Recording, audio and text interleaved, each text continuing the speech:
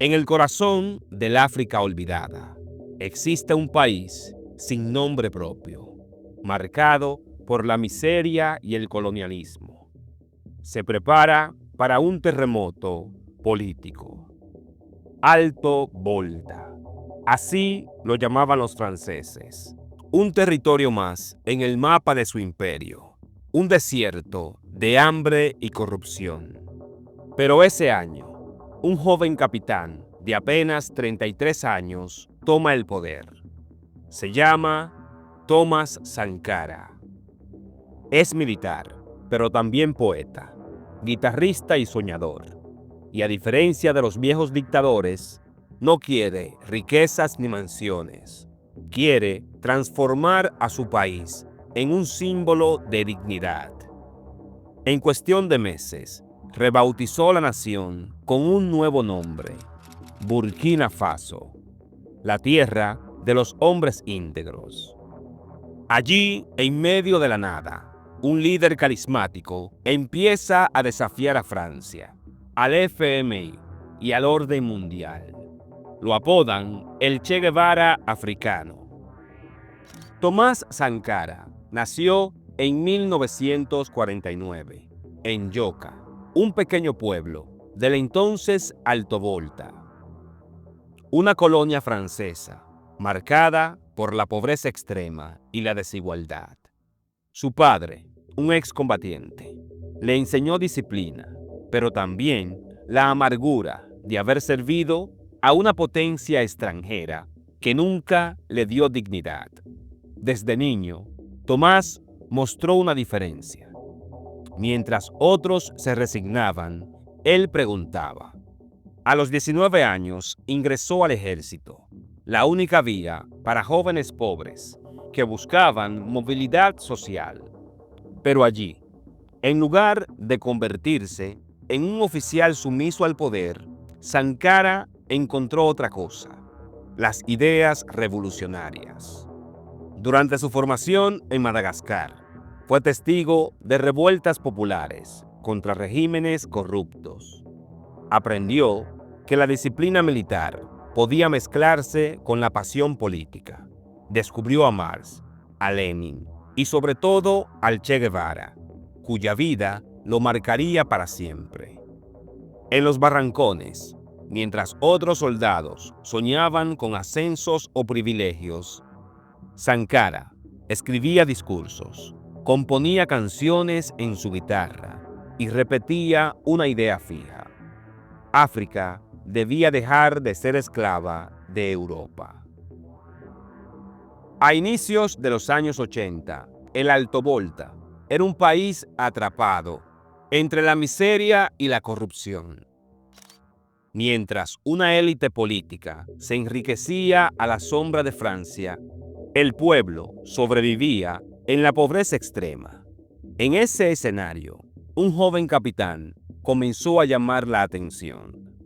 Tomás Sankara, carismático, directo y con un lenguaje que mezclaba marxismo, panafricanismo y humor popular. Sankara rompió el molde del oficial obediente.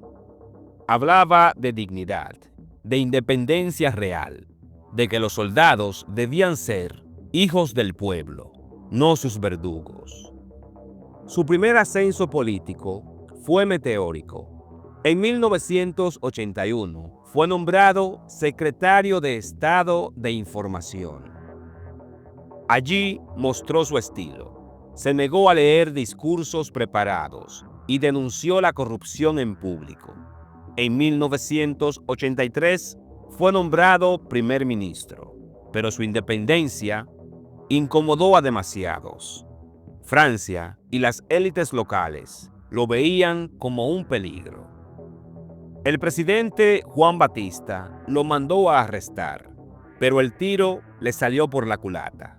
Miles de jóvenes y soldados comenzaron a gritar su nombre en las calles. Sankara, desde la prisión, se convirtió en símbolo de esperanza. El 4 de agosto de 1983, sus compañeros tomaron el poder y lo liberaron. Tomás Sankara, con apenas 33 años, se convirtió en el presidente más joven de África. El 4 de agosto de 1984, un año después de haber llegado al poder, Tomás Sankara tomó una decisión simbólica pero monumental: cambiar el nombre del país. El antiguo Alto Volta, un nombre colonial heredado de los franceses, desapareció del mapa. Desde entonces, la nación pasaría a llamarse Burkina Faso, la tierra de los hombres íntegros. Ese gesto no era un simple cambio administrativo. Era una declaración de guerra contra siglos de humillación colonial. Sankara quería borrar la herencia de dependencia y forjar una identidad basada en la dignidad africana. Los símbolos se multiplicaron. Se adoptó un nuevo himno patriótico. Se creó una bandera con colores africanos. Pero la revolución no se quedaba en gestos. Sankara impulsó una serie de reformas bastante radicales. Reparto de tierras. Expropió terrenos a las élites feudales. Lanzó campañas masivas de vacunación y alfabetización, logrando que en pocos años Burkina Faso tuviera mejores cifras que países más ricos. Igualdad de género. Rechazó la ayuda internacional, que consideraba una forma de esclavitud moderna, y promovió consumir lo nuestro como bandera nacional. Sankara hablaba en cada discurso de independencia real. La deuda es un mecanismo de esclavitud. Si África no se libera de ella, nunca será libre. En muy poco tiempo, Tomás Sankara se convirtió en algo más que el presidente de un pequeño pueblo africano. Su estilo irreverente, su uniforme militar sencillo, su discurso encendido contra el imperialismo y su defensa de los oprimidos lo transformaron en un mito viviente. No tardaron en apodarlo el Che Guevara africano. Y la comparación no era gratuita. Como Guevara, Sankara rechazaba el lujo y vivía con austeridad. Como Guevara, creía que la revolución debía ser internacional, que África entera tenía que levantarse contra el colonialismo económico. Y, como Guevara, hablaba con una pasión que desbordaba fronteras. En foros internacionales, mientras otros presidentes africanos viajaban en autos de lujo y repetían discursos vacíos, Sankara aparecía en su pequeño auto usado, denunciando a la élite africana como cómplice de la explotación extranjera. En la cumbre de la OUA en 1987, frente a todos los jefes de Estado, lanzó una bomba política.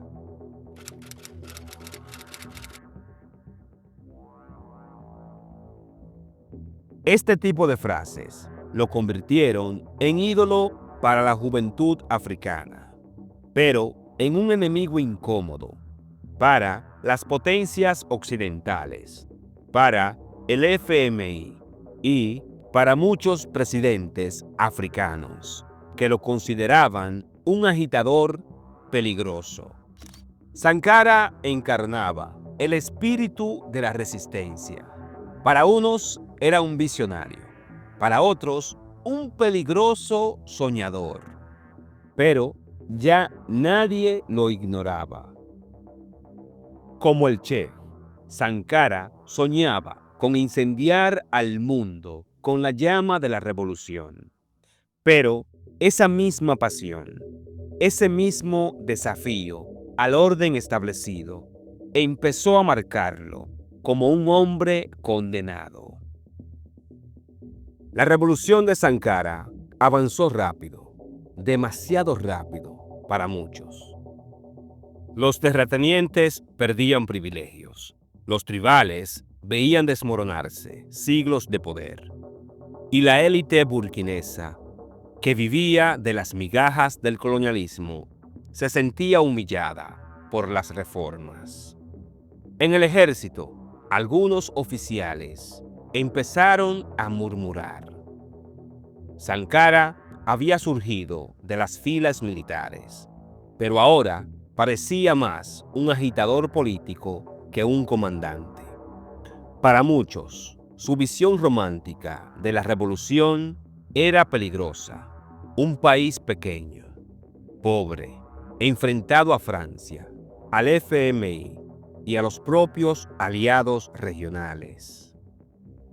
El malestar también crecía en su círculo más cercano. Blaise Compaoré, su amigo íntimo, su hermano de armas, comenzó a distanciarse. Lo acusaba de aislar a Burkina Faso del mundo y de empujar al país hacia el abismo económico. Mientras Sankara lanzaba campañas contra la corrupción y los lujos de la élite, sus enemigos tejían redes silenciosas. Empezaron a coincidir en un mismo punto. Sankara debía ser detenido. El líder revolucionario lo sabía. En discursos encendidos advertía: podrán matarme a mí, pero no podrán matar nuestras ideas. 15 de octubre de 1987. Ouagadougou respiraba una calma extraña. Tomás Sankara convoca a su Consejo Nacional Revolucionario en una sala modesta, como era su costumbre. Camisa sencilla, sin escoltas exagerados, confiando aún en que su pueblo lo protegía más que cualquier ejército. Afuera, el traidor ya ha movido sus piezas. Blaise Compaoré, el amigo de toda la vida, el compañero de armas de la revolución, ha ordenado a soldados leales rodear el edificio. Sankara irrumpe la reunión al escuchar los disparos. Se levanta, no intenta huir. Dice a sus compañeros: quédense tranquilos, es a mí a quien buscan. Minutos después, la ráfaga atraviesa la sala. No hay juicio, no hay resistencia. El cuerpo de Sankara cae sobre el suelo polvoriento de Burkina Faso. En pocas horas, la noticia corre como pólvora. Tomás Sankara, el Che Guevara africano, ha muerto de un golpe sangriento. Los militares difunden un comunicado frío, justificando su asesinato como un ajuste necesario para salvar la nación. El cadáver del líder fue enterrado en una tumba anónima, sin bandera y sin honores. Su nombre es borrado de placas y calles. Su memoria intentan sepultarla bajo el silencio. Tras el asesinato de Tomás Sankara, Burkina Faso despierta en una nueva era de sombras. Blaise Compaoré, su amigo de juventud, el compañero de conspiraciones revolucionarias, aparece en televisión nacional con un gesto frío. Se proclama nuevo jefe del Estado. El discurso es cínico. Habla de rectificación, de salvar la revolución. Pero en los pasillos del poder, todos saben la verdad. Durante casi 3 décadas, Compaoré gobernará con puño de hierro. Construirá una red de corrupción, violencia y represión, y convertirá a Burkina Faso en refugio de negocios turbios, desde el contrabando de diamantes hasta los acuerdos con señores de la guerra. Tras el asesinato, la estrategia de Blaise Compaoré fue clara: borrar a Tomás Sankara de la memoria colectiva. Prohibió su nombre en los medios, censuró su música, destruyó sus retratos y vigiló a quienes osaban recordarlo. El Che Guevara africano debía desaparecer, no solo físicamente, sino también de la historia. Pero la memoria popular es más fuerte que cualquier decreto. En las aldeas, los campesinos seguían evocando al presidente que pedía arar la tierra junto a ellos. En las universidades, los estudiantes repetían sus discursos clandestinos.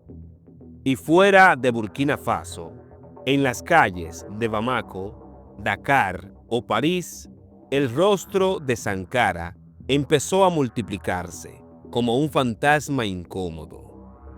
En 2014, cuando el pueblo burkinés se levantó contra Compaoré y lo expulsó del poder, los manifestantes llevaban pancartas con el rostro de Sankara. El mito había vencido al dictador. Tomás Sankara cayó por las balas de la traición, pero su legado sobrevive como fuego encendido